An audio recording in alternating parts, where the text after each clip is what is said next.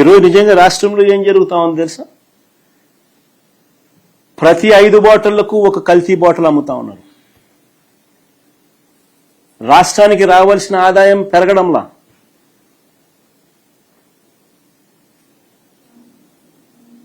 తయారు చేసేది చంద్రబాబు హయాంలోనే, ఆయనే ముఖ్యమంత్రి, అమ్మేది చంద్రబాబు నాయుడు గారి మాఫియా ముఠా బెల్ట్ షాపులు.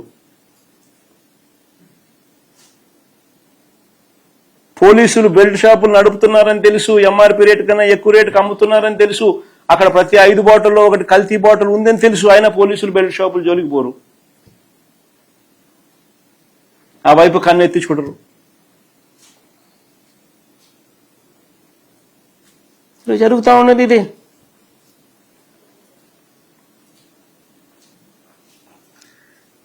ఇంకొక ఇన్సిడెంట్, గుంటూరు జిల్లా పొన్నూరు నియోజకవర్గం. ఇది నిజంగా చాలా దారుణమైన ఘటన. ఇంకొకటి ఈ మధ్యకాలంలో మన కళ్ళు ఎదుటే జరుగుతూ ఉంది.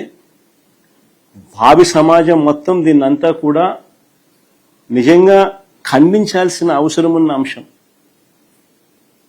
పొన్నూరు నియోజకవర్గంలో మామిళ్లపల్లెలో కాపు సామాజిక వర్గానికి చెందిన 5 చిన్న రైతులు తాము పండించిన పంటకు, మొక్కజొన్న పంటకు రేటు లేదని, ఎంఎస్పి చూస్తే 2400, కొనేవాడు చూస్తే 1600, 1400 రేటుకు కొనేదాన్ని అడుగుతున్నాడు. రేటు లేక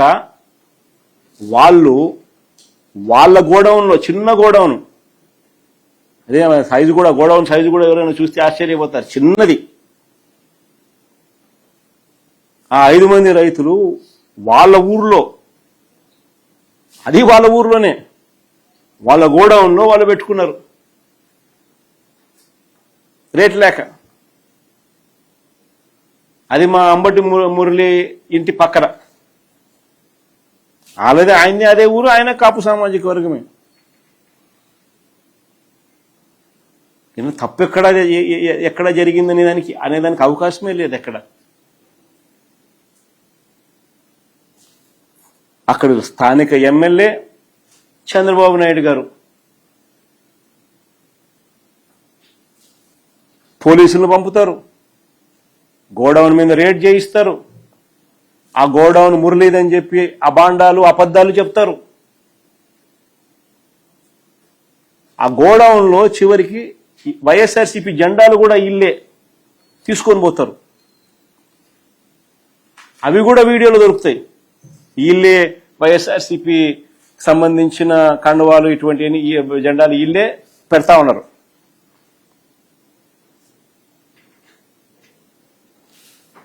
మొక్కజొన్న నిల్వ చేశారంటూ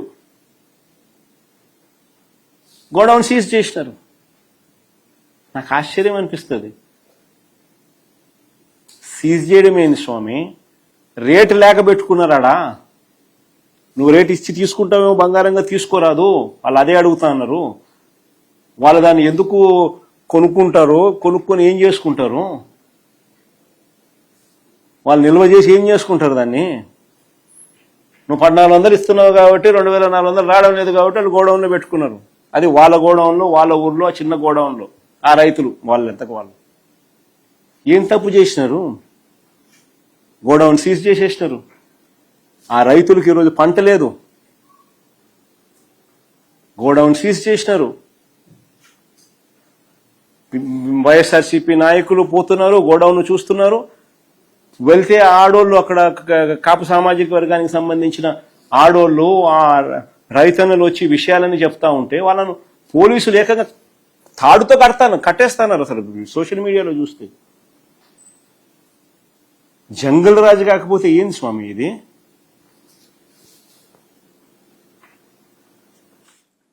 దొంగ కేసులు, తప్పుడు సాక్ష్యాలు,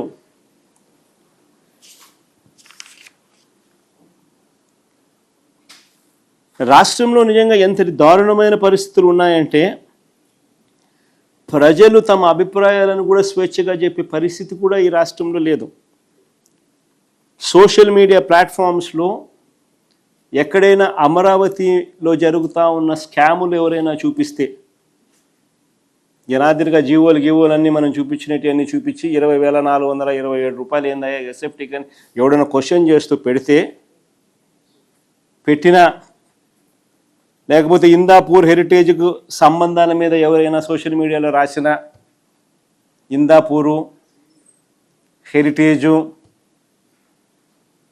వాళ్ళిద్దరి మధ్య ఉన్న సంబంధాల మీద ఎవరైనా ఆధారాలు చూపిస్తూ సోషల్ మీడియా ప్లాట్ఫామ్స్లో పెట్టినా, లేకపోతే తిరుమల లడ్డు విషయంలో మహిళల మీద అఘాయిత్యాల మీద సాక్షాత్తు టీటీడీ చైర్మన్గా ఉన్న వ్యక్తి ప్రదర్శిస్తున్న తీరు మీద ఎవరైనా సోషల్ మీడియాలో పెట్టినా ఇవేవీ కూడా కనిపించవు. విచ్చలవిడిగా చంద్రబాబు నాయుడు గారు చేస్తూ ఉన్న మద్యం, గంజాయి, ఇసుక, మట్టి మాఫియా ఇటువంటి దోపిడీల పైన ఎవరైనా సోషల్ మీడియాలో పోస్ట్ చేసినా ఈ కంటెంట్ అంతా కూడా కనబడకుండా చేసేందుకు సాక్షాత్తుగా ఏం చేస్తూ ఉన్నారు తెలుసా? ఎక్కడా లేని విధంగా సోషల్ మీడియాని సెన్సార్ చేస్తూ ఉన్నారు. సోషల్ మీడియా పోస్టులపై చంద్రబాబు నాయుడు గారే తన కార్యకర్తలతో తప్పుడు కేసులు పెట్టిస్తూ ఉన్నారు. కుప్పంలో పోయి కేసులు పెట్టిస్తాడు, తప్పుడు కేసు. దాని మీద ఎఫ్ఐఆర్ నమోదు చేస్తారు. ఆ నమోదు చేసిన ఎఫ్ఐఆర్ కాపీని, ఎఫ్ఐఆర్ను ఆ సిఐ ట్విట్టర్కు, యూట్యూబ్కు, ఫేస్బుక్కు, ఇన్స్టాకు ఇలాంటి వారి హెడ్ క్వార్టర్స్కు పంపిస్తాడు. ఆ ఎఫ్ఐఆర్ పెట్టి డిలీట్ చేయమని. సిఐ రాసిన లేఖ, ఒక ఇన్స్పెక్టర్ ఆఫ్ పోలీస్, ఒక సిఐ రాసిన లేఖ శాన్ ఫ్రాన్సిస్కో ఎక్స్లో తాను పెట్టిన, ట్విట్టర్కు తాను పెట్టిన రాసిన లేఖ. ఆ లేఖ ఒకసారి సారాంశం ఒకసారి చదివితే, ఆ లేఖలో ఆయన రాసిన ఆయన చదివితే ఏమంటాడు? YSJ 2024 YSRCP party, Venkata Karumuru, warriors of YS Jagan, Uttarandhra నవ్వు, Jagananna connection and other affiliated handles are continuously spreading narratives against the Amaravati capital project through coordinated political messaging, repeated propaganda posts, emotional content, selective data, and criticism targeting the Andhra Pradesh government's capital development policies. These accounts frequently portray Amaravati as a financially dangerous, regionally biased, environmentally unstable, and beneficial only to a particular section. అని ఈ మాదిరిగా రాసి పంపిస్తూ ఉన్నారు పోలీసులు. నిజంగా ఎక్కడా లేని విధంగా పోలీసులు అనేవాళ్ళు ఎలా తయారయ్యారని చెప్పడానికి నిదర్శనం ఇది.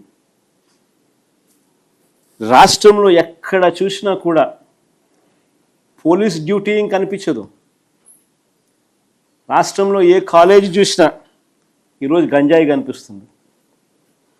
విచ్చలవిడిగా కాలేజీల్లో గంజాయి అమ్ముతూ ఉన్నారు, డ్రగ్స్ అమ్ముతూ ఉన్నారు ఎక్కడ చూసినా కూడా. కానీ పోలీసులు కనపడరు దాన్ని కట్టడి చేస్తూ. ప్రతి 5 లిక్కర్ బాటిళ్లలో ఒకటి నకిలీ, కల్తీ బాటిల్. అయినా ఏ పోలీసు బెల్ట్ షాప్ దగ్గరికి పోడు.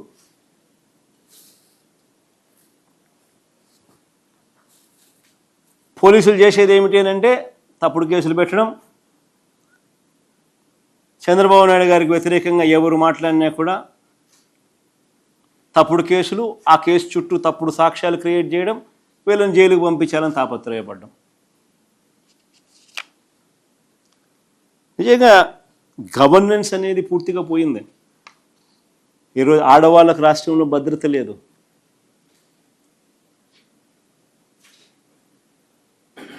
పోలీస్ బేసిక్ రెస్పాన్సిబిలిటీస్ అన్నీ కూడా ఎప్పుడో మర్చిపోయిన పరిస్థితులు. మా హయాంలో దిశ అని తీసుకొచ్చి ఏ తల్లికైనా కూడా, ఏ పాపకైనా కూడా, ఏ అట్రాసిటీ జరిగినా కూడా ఫోన్ చేస్తే 10 నిమిషాల్లో పోలీసు పోయేటోడు. వెంటనే ఫోన్ వచ్చేది, ఏమైందమ్మా అని. గ్రామ స్థాయిలోనే, గ్రామ సచివాలయంలోనే పోలీస్ కానిస్టేబుల్, మహిళా పోలీస్ వెంటనే రెస్పాండ్ అయ్యేవాళ్ళు, జరక్క మునిపే ఆపేవాళ్ళు. ఈరోజు ఎవడు పట్టించుకునేటోడు లేడు.